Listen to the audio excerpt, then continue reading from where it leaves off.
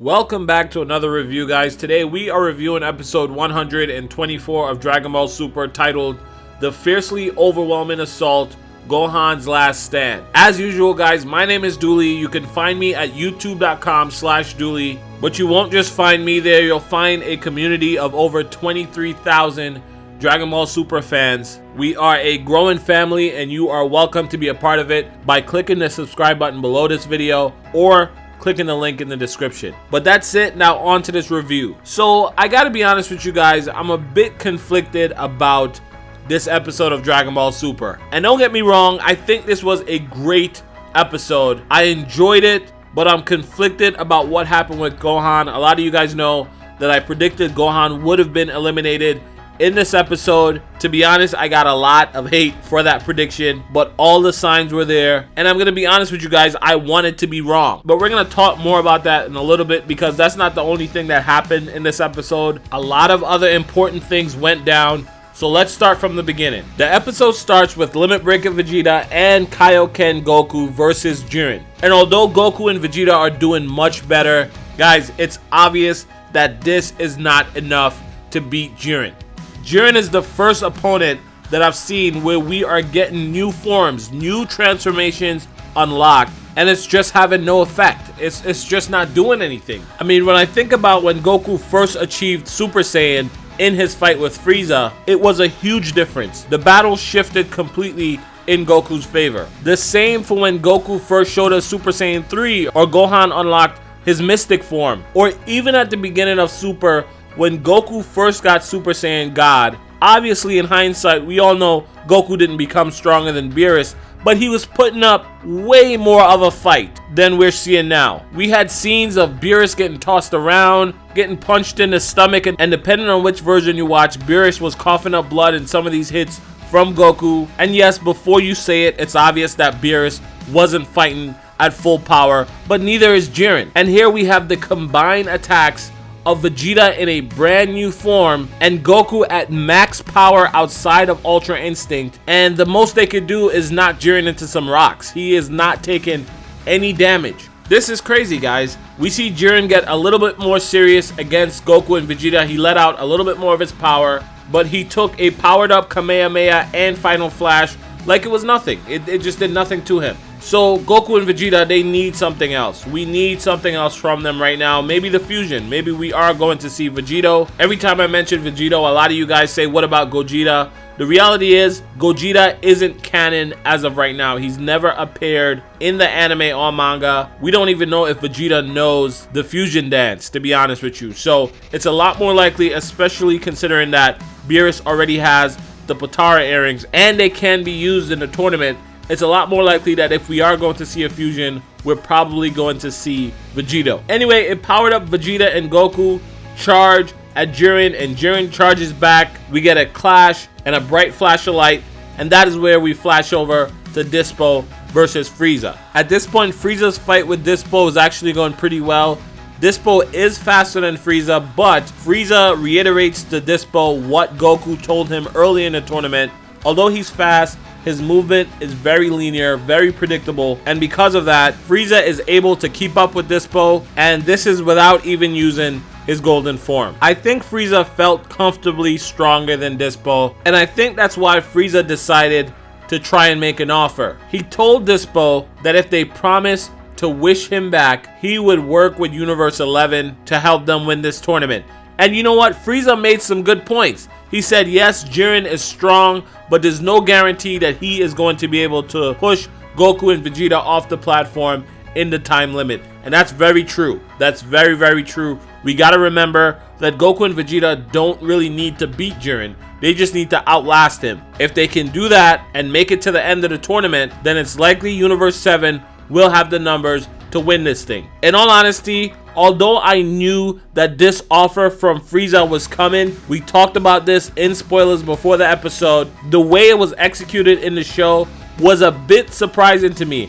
I felt like Freiza was serious. It felt like a serious offer to me, and I was really surprised and impressed by DYSPO's answer. He said he doesn't make deals with evil, and for me that moment just reinforced the fact that Universe 11, these guys are not bad guys. So I like that scene, and I'm happy in the way it was handled. I'm happy about the way DYSPO answered that offer. It speaks to his character, and it was just overall dope to me. Overall a dope scene. Frieza pretty much says, okay, if that's your answer, fine. He goes into golden form, and at this point, it is clear that Frieza, Golden Frieza, is stronger than DYSPO. And this is where things get pretty interesting, because not only is Golden Frieza stronger than DYSPO, he's also faster, which I didn't really expect. But Golden Frieza is dominating DYSPO for a few seconds, and then DYSPO decides to power up. DYSPO gains a purple aura, similar to the aura we've seen Beerus gain when he gets serious. And the reason why I think this was interesting is because the difference in strength between base mode DYSPO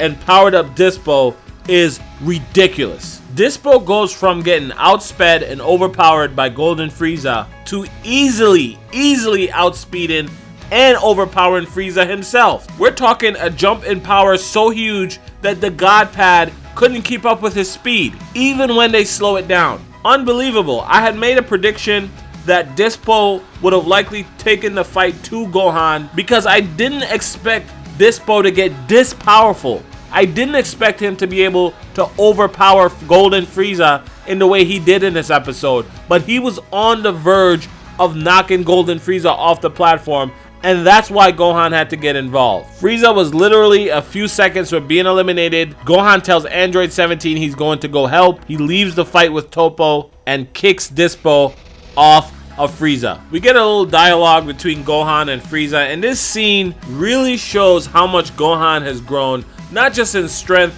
but also as a person, as a man, since the beginning of Dragon Ball Super. Gohan tells Frieza, hey, I'm gonna work with you, let's take out DYSPO. Frieza says something like, how do you know I'm not gonna betray you again? And Gohan says, because if you do, I'll take care of you myself. And then he gives him that look. It's almost the look that a parent gives his kid, which is funny considering that Frieza is likely centuries old and Gohan is in his early 20s. Anyway, the episode continues, so it's Gohan and Golden Frieza versus DYSPO.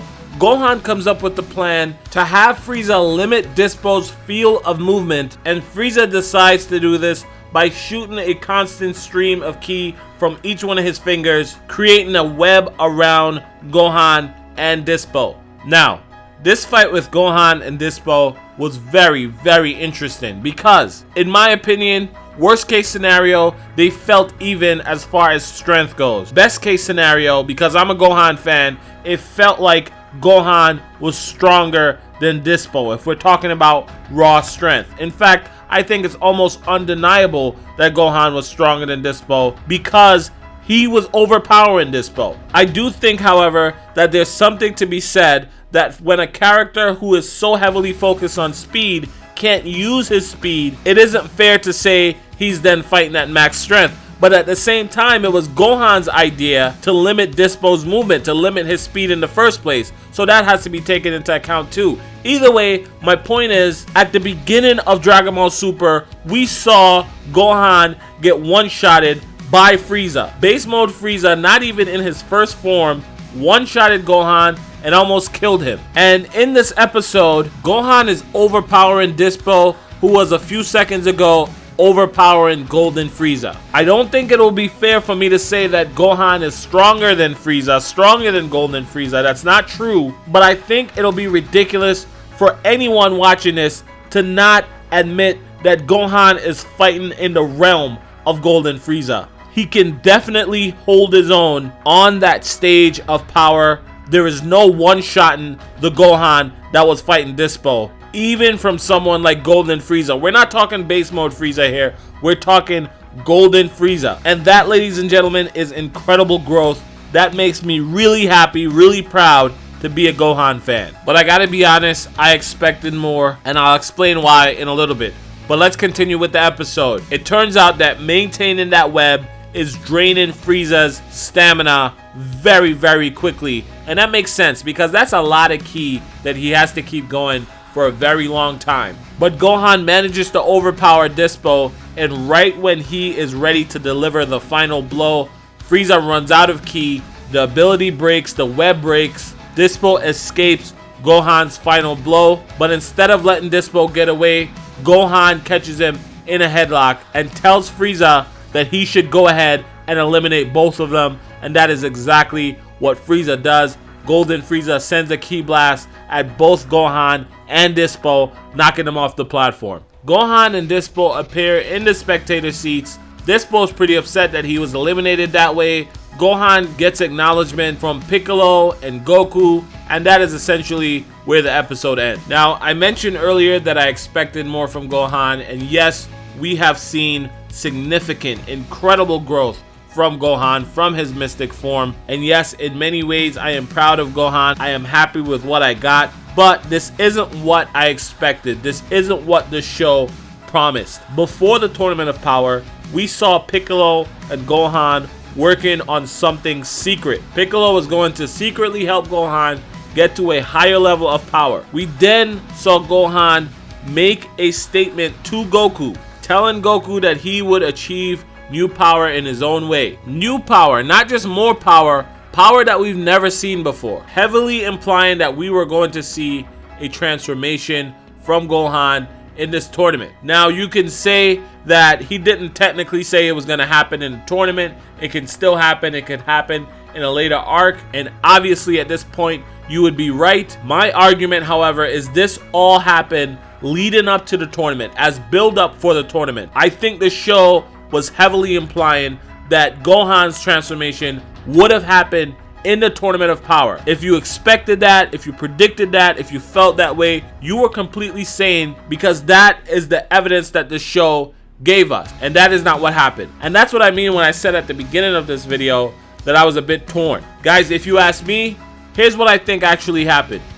We all know that Dragon Ball Super is coming to an end soon. The last episode is at the end of March, I think March 25th. We only have 6 episodes left at this point. 6 episodes until the show goes on a long hiatus. We don't know when it's going to return. We don't even know if it's going to return as Dragon Ball Super. And I think what happened is that some of these storylines that the writers wanted to flush out more, they realized that they were running out of time and they just couldn't do it. It was the same thing with Universe 4. I think it was episode 120 of Dragon Ball Super. We had all this build up for Universe 4, and then it was obvious that that episode was rushed. Universe 4 was just eliminated with none of the build up being explained, nothing really being clarified. It was so anticlimactic, and I think it's the same thing that sort of happened here with Gohan. Now, I think they did a good job. I think they did a great job sort of patching up the holes, but still, it feels like a patchwork to me. This is not what we were promised. And don't get me wrong, I'm not upset. I'm still happy with what I got. Like I said, I'm still proud of Gohan, but